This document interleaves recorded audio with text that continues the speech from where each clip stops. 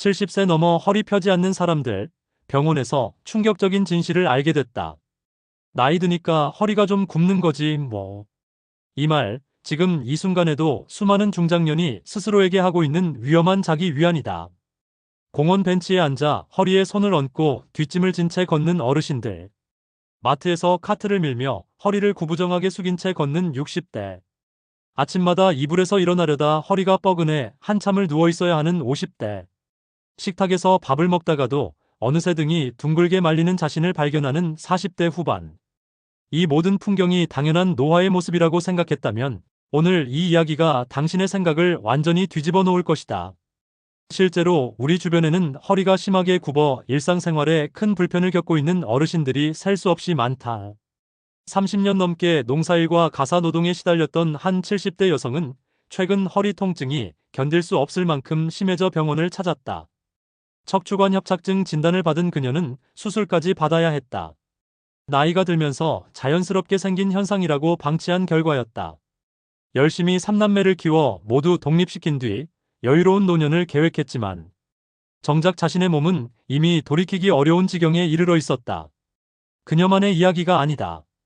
전국의 병원에서 이런 사례가 매일같이 반복되고 있다. 대부분의 사람들은 허리가 굽는 것을 자연스러운 노화 과정으로만 여기고 그 원인에 관심을 기울이지 않는다.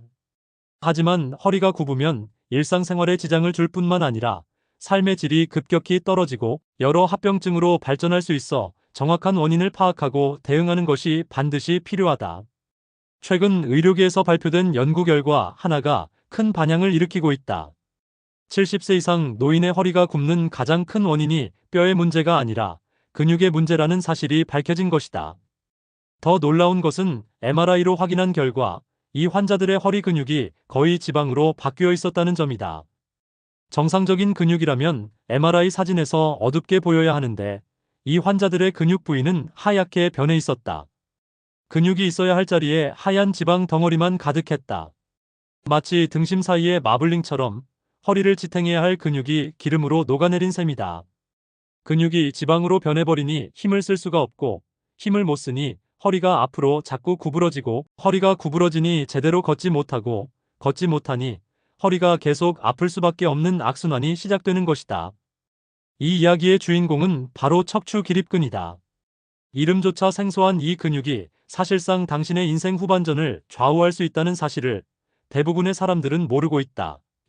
의학계에서는 허리가 앞으로 심하게 굽는 증상을 척추후만증이라고 부른다.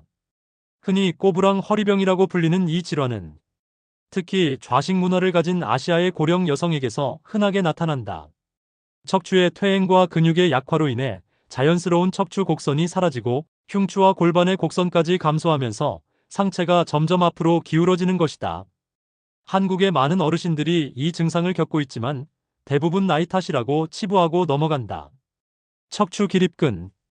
이 근육은 척추를 기준으로 등 뒤에서 세로로 길게 뻗어 있다. 목부터 골반까지 여러 층으로 척추뼈를 감싸고 있는 이 근육은 우리가 똑바로 서서 걸을 수 있게 해주는 가장 근본적인 힘이다. 허리를 고추 세웠을 때 척추뼈 양쪽으로 손을 대면 만져지는 바로 그 근육이다. 많은 사람들이 척추뼈 자체가 우리 몸을 세워준다고 생각하지만 사실은 그렇지 않다. 척추뼈만으로는 우리 몸을 지탱할 수 없다. 척추를 둘러싼 기립근이 단단하게 수축하고 있을 때 비로소 상체가 꼿꼿하게 서는 것이다. 척추 전문의들은 이를 기립근이 약하면 마치 모래 위에 건물을 세우는 것과 같다고 표현한다. 아무리 건물 자체가 튼튼해도 기초가 무너지면 건물은 기울 수밖에 없다. 우리 몸도 마찬가지다. 그런데 문제는 이 근육이 나이가 들면서 가장 먼저, 가장 빠르게 약해진다는 것이다. 건강한 20대와 30대 시절, 우리 체중의 30%에서 40%를 차지하던 근육은 30대 이후부터 매년 0.5%에서 1%씩 줄어들기 시작한다. 눈에 띄지 않을 만큼 조금씩 하지만 쉬지 않고 빠져나간다. 50세가 넘으면 그 속도가 더 빨라져 매년 1%에서 2%씩 감소한다. 중장년기 이후에는 10년마다 약 6%씩 근육량이 줄어든다는 연구 결과도 있다. 그리고 70대에 이르면 젊은 시절에 비해 근육량이 무려 30%나 줄어든다. 60대와 70대가 되면 체중에서 근육이 차지하는 비율이 15%에서 25% 수준으로 급감한다. 하지만 무서운 것은 여기서 끝이 아니다. 근육이 사라진 자리를 지방이 채우기 때문에 체중은 크게 변하지 않는다. 거울을 봐도 팔다리가 크게 가늘어진 것 같지 않고 체중계에 올라서도 숫자가 비슷하니 괜찮다고 착각한다. 그래서 대부분의 사람들은 자신의 근육이 이토록 심각하게 줄어들고 있다는 사실을 전혀 알아채지 못한다. 이것이 바로 근감소증이 소리 없는 살인자라고 불리는 이유다. 국내 65세 이상 노인 중 약 70만 명에서 100만 명이 근감소증에 해당할 것으로 추정된다.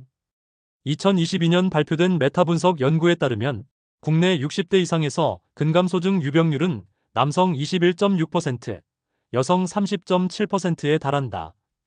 80대 이상으로 올라가면 남성 21.5%, 여성 25.9%가 근감소증 진단 기준에 해당한다. 전 세계적으로도 인구의 10%에서 16%가 근감소증을 앓고 있는 것으로 보고되고 있다.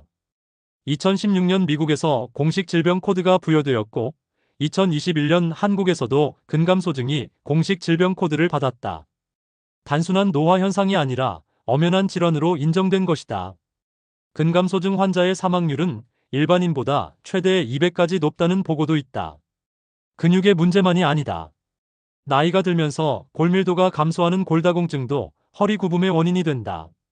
골다공증 환자는 작은 충격에도 뼈에 금이 가기도 한다. 약해진 척추에 외부 충격이 가해지면 뼈가 납작하게 주저앉고 주저앉은 쪽으로 허리가 굽는다.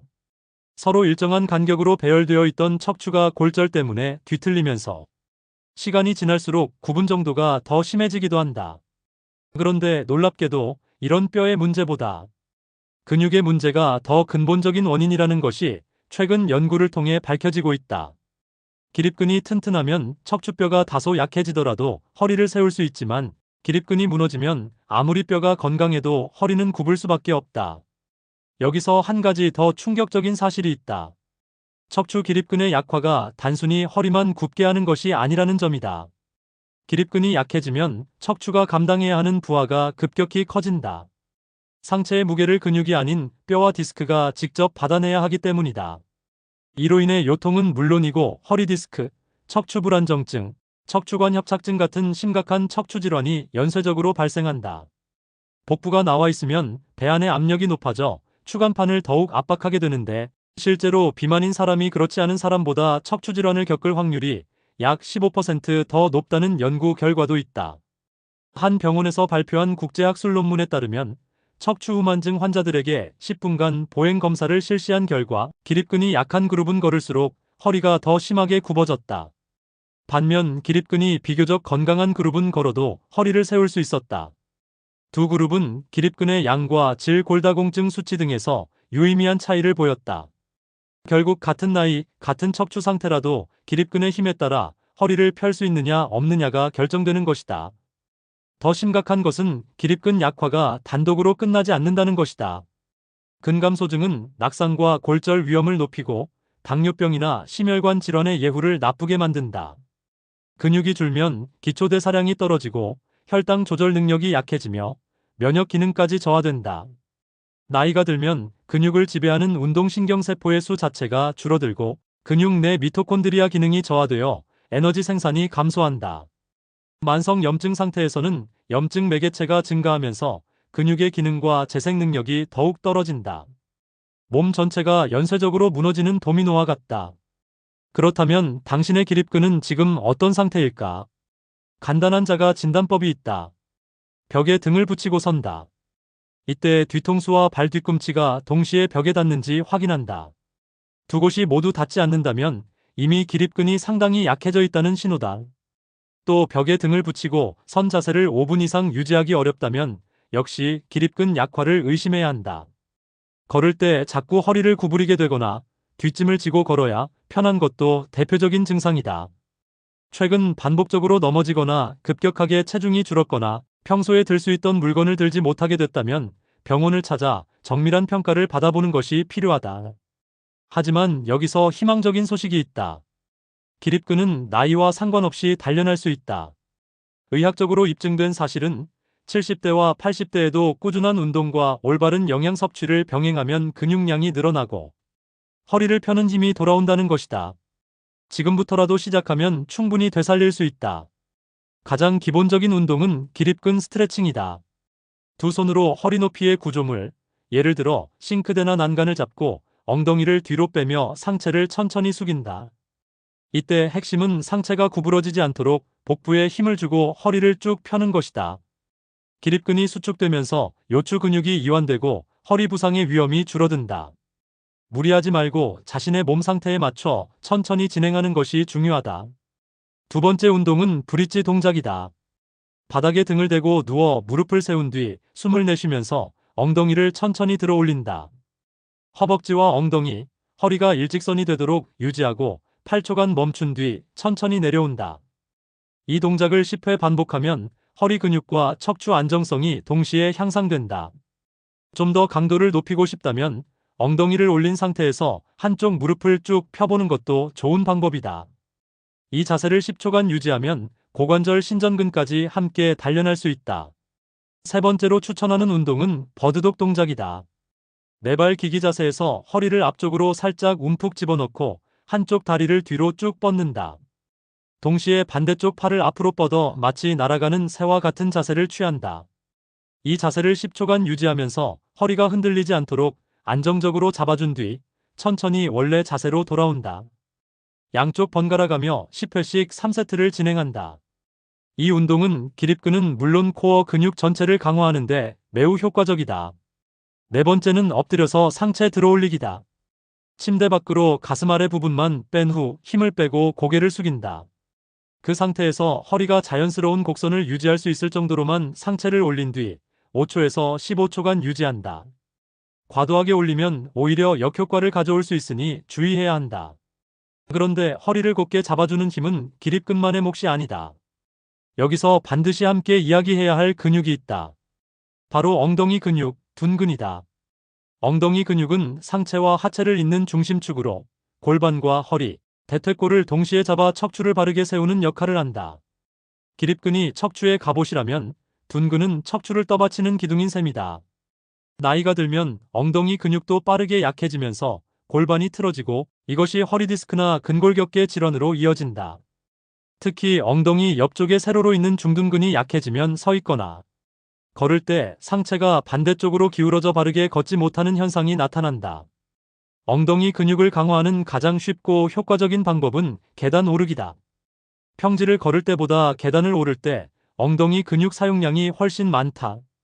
엘리베이터 대신 계단을 이용하고 걷기 운동 시에는 약간의 경사가 있는 길을 선택하는 것이 좋다.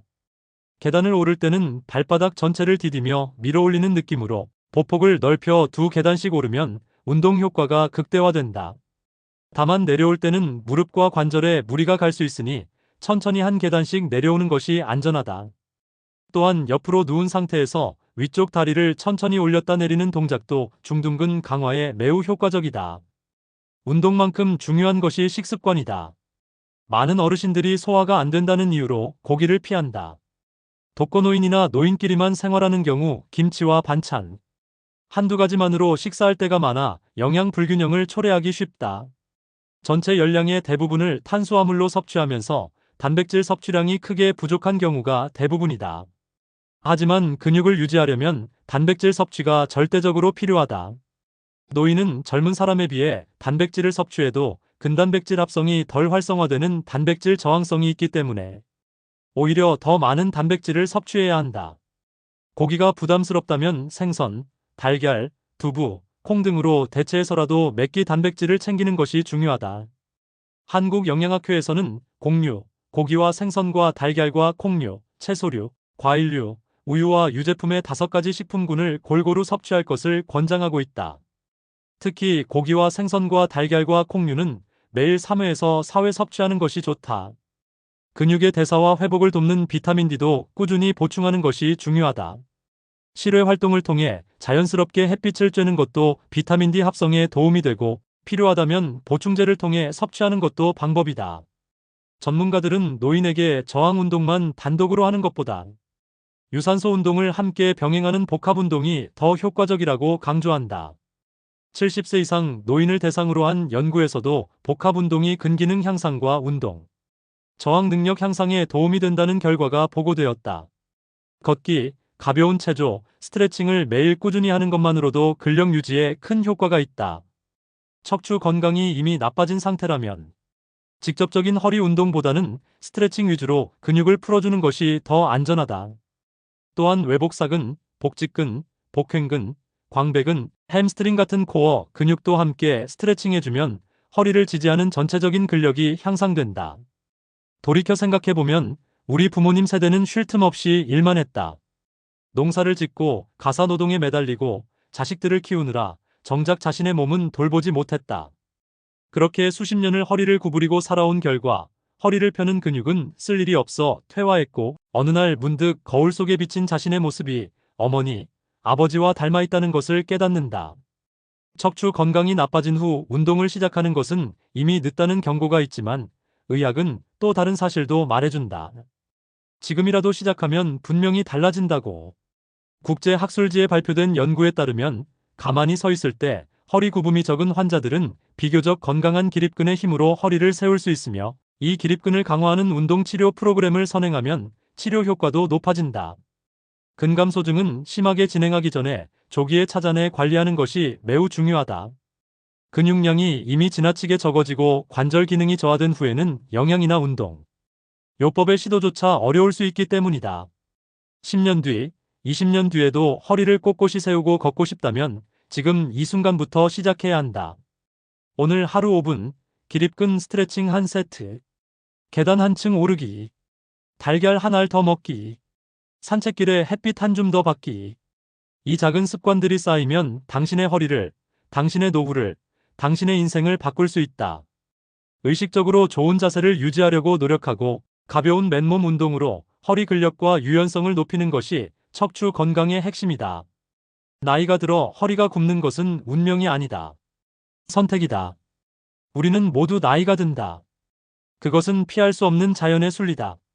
하지만 나이가 들어도 꼿꼿하게 걸을 수 있는지 아니면 허리가 굽어 세상을 내려다보며 걸어야 하는지는 지금 이 순간의 선택에 달려 있다.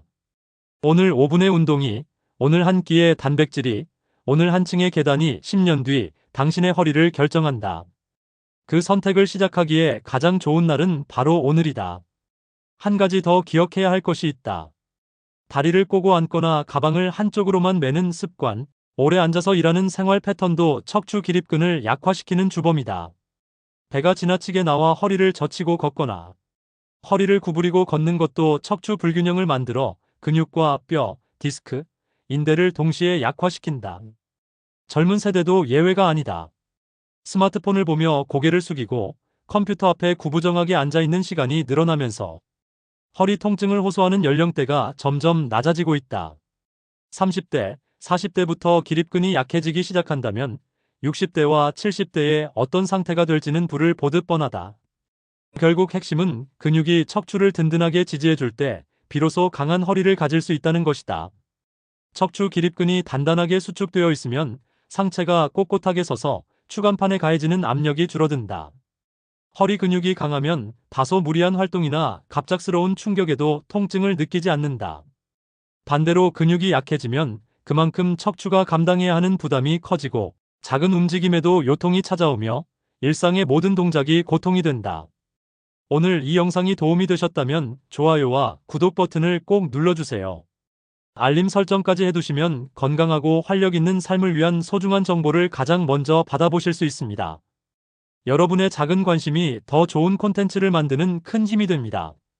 사랑하는 부모님, 가족, 지인들에게도 이 영상을 공유해주세요. 함께 건강한 노후를 준비합시다. 다음 영상에서 또 만나요.